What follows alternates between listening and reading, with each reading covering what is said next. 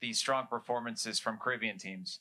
You know, you as a player for one of these Caribbean national teams, you know, what is it like? What does it mean to you to see all these Caribbean teams, you know, Jamaica, Haiti, Guadeloupe, Martinique, they're all doing very well with chances of advancing to the knockout round? Yeah, of course. You know, it's obviously nice when you see other Caribbean teams competing in the same competition as you. Just shows how far we've all come. You know, but I think ultimately we've just got to focus on us and focus on our target and our main objectives. And you know, that's like I said, that's to not to come here and make up the numbers and just to take part. We're here to win the competition, and that's it. And then another question. You've been with Jamaica now for a while, for several years. You've played in different tournaments, Nations League, previous Gold Cups. Is this the strongest Jamaica squad you've ever been a part of? Do you feel like it's the best one that you've played on? Um, I'm not someone to judge squads. To be fair, you know, whatever squad gets picked at the end of the day will be the strongest squad that's available. So you know, I'll just leave that noise to other people to make up their assumptions and you know to say, oh, you know, this is the strongest squad or whatever. You know, there's other players that could have been a part of the squad. They're not here for whatever reason. I don't know. But yeah, the squad's here, and this is the strongest squad we've got available. Thank you. Next question, gentleman here, front row. Robert Williams, IRFM Jamaica. Coach, you mentioned the psychological advantage of topping the group, but are you overly concerned about whether you finish at the top or second?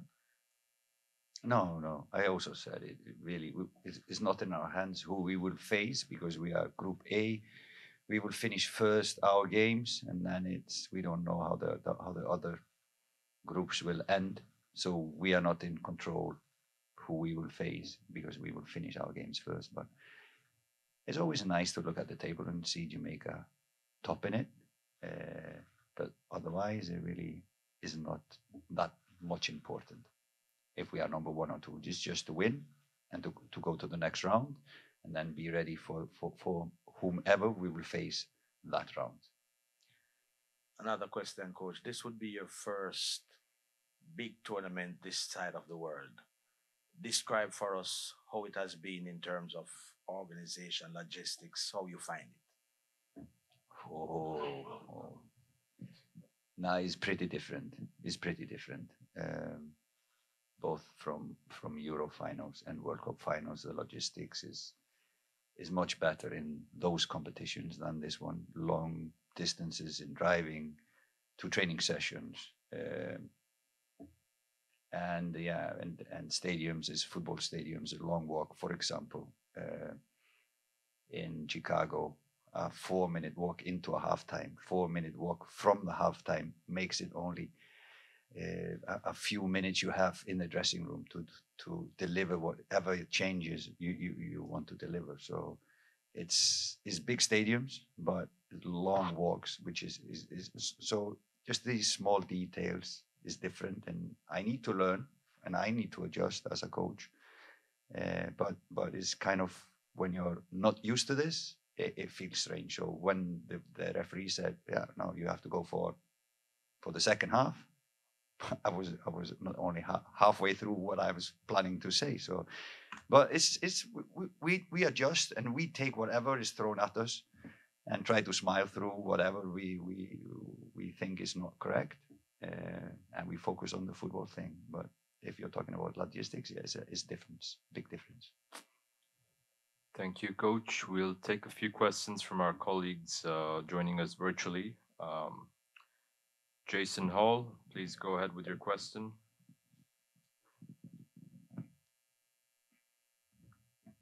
Yes, good afternoon, Coach and Daniel. First, for Daniel, from the outside looking in, it seems as if the professionalism you score out in the World Cup has improved. We're seeing more footage of the trainings and interviews and things of that nature. As someone who has been a part of a few camps before, is this anything that has been noticed inside the camp as well?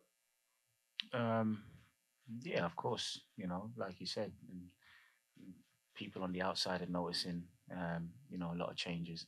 But we're not here to focus on that. You know what I mean? We're just here to focus on the football side of things, you know, and to try and, you know, gel as well as we can, put some good performances together and, you know, go out there and get the win every single time. That's what we're focused on, really.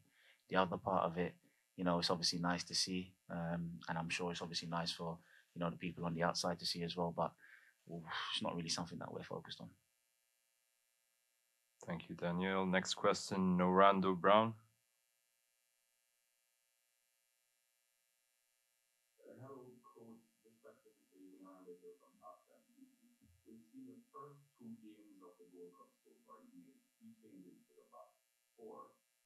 The rest of the team was doing the same. Would you say you've nailed down the perfect four, the ideal four for the rest of the tournament? Can you repeat? The game against United and the game against Trinidad, you made three changes to back four. So Damian Lou was the only stable or the only remover from the dressing room. Have you now come up with the ideal back four for the rest of the games in the tournament? You know you've been with this team a couple of months and you still you have to decide on the perfect 11, but we've seen some stability in the second, third, and the first third of the team. However, there still appears to be some instability in the defensive third. Yeah, we have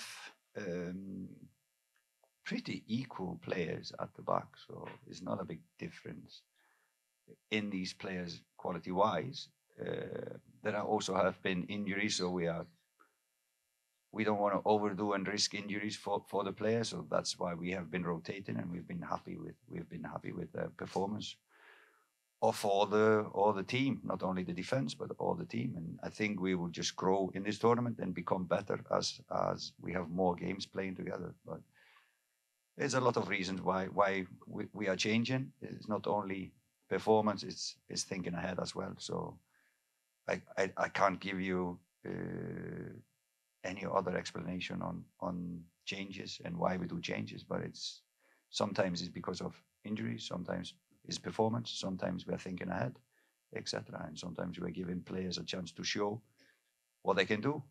And it's nice to see players coming in, grabbing their chance, and staking a claim and being in the starting 11 next match.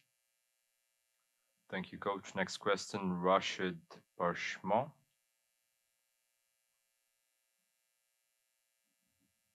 Yes, good afternoon, coach. Daniel, Rashid Parchment here from Jamaica. So, if you are to top the group, it's likely you're gonna have to expose the US. It's probably gonna come down to the group that like the US might be Trinidad. Or do you think that you will have to keep in tactically to get as many goals as you can against them tomorrow, or can you achieve that target in the same way you did for the rest of the games? Sorry, can I ask who's that question for? Sorry, coach. You take Okay. it. You take it. No, the most important thing for us to do tomorrow is to go out there and win the game. Doesn't matter if we finish first, it doesn't matter if we finish second. The most important thing to do is to win the game, and then whatever else happens after that, it will take care of itself, and we'll just look forward to the next one. Thank you. Next question, Emil Smith.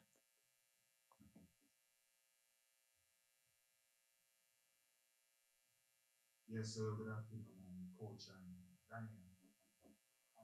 Question for both of you. I would like you to talk to us about the involvement and impact of Ultimate Butler to this squad from a coaching perspective and from Daniel, a player's perspective.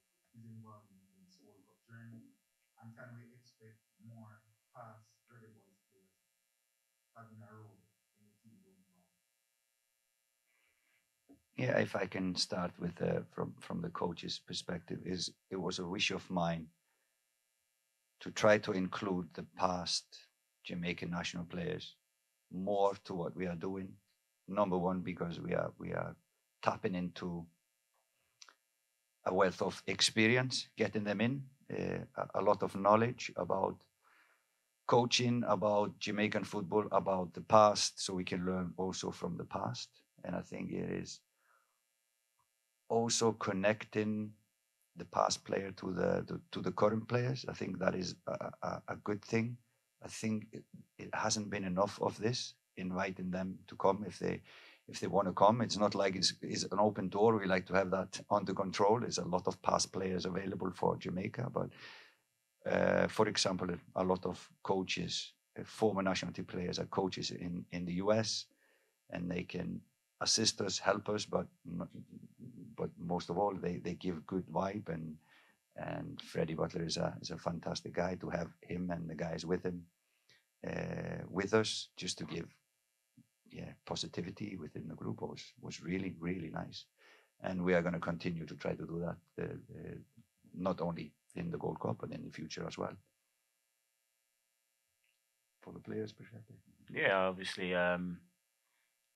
just to kind of repeat what Coach said, it's obviously nice to, have previous past players, in and around the squad, just to even just, talk about like the history of Jamaica. Obviously, there's probably a few players already in the squad that will know, but then there's obviously some that probably wouldn't know, so even just to have a conversation with them, 10-15 minute conversation, and you never know, you might, you could learn something new. So yeah, I think it's a real positive that we've got someone like that, and hopefully in the future we can have more people like that to come on this journey with us. Just to highlight the history and everything that Jamaica's about. But we always have maps. Well, yeah, true. That's true. Thank you. Jason Hall, did you have another question? Go ahead, please. Yes, thank you. Jason Hall from Nevis. And coach, I had one for you. I heard you say earlier that the aim is to basically get out of the group, right? Now, in order to do so, I know you had mentioned earlier in the tournament that it is a tournament football, and we have to be mindful of not putting too much minutes on each of the players' legs. So with that being said, can we expect to see more changes in the third last group stage match? Yeah, you can expect everything or anything, but I'm not going to tell you here. Thank you. Arch. To wrap it off, Arch, go ahead. Another one. Mike here, please.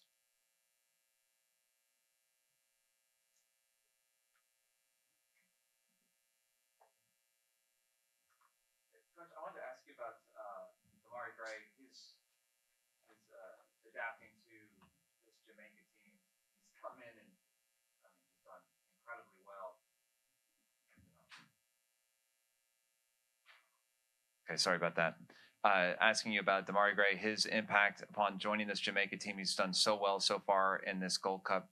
Is that just a matter of him just being a world-class player and fits in seamlessly into the Jamaica team, or is it, how has it been?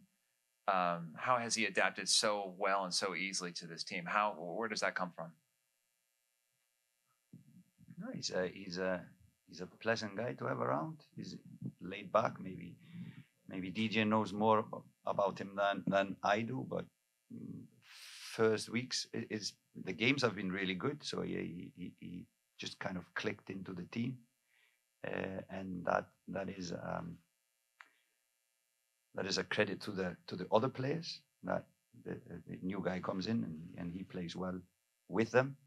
It's not a given thing that a player comes in and plays well, and I hope he will even get better when he gets to know the players on the pitch more than he does now. So for sure, we are happy with him, but maybe DJ can talk more about him as a person. I don't know that much about him, so we have been thinking about the team in general, so we're not focusing much on the individuals. Now we have some more time to sit down with the individuals, but it has been for our coaches mostly about the team and how the team will work together, but individually. Yeah, it's obviously been a pleasant, for such a good player like Damari to obviously come in and join us. And like with any other player, we bring them in with open arms.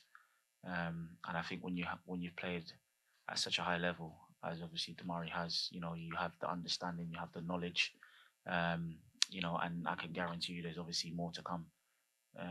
Like Coach said, when he plays with the boys and a bit longer, get to understand them a little bit more, and it's obviously about understanding him as well as an individual, and then once all of that comes together, I'm sure you're going to see a lot more of Damari Gray, and what he's actually all about.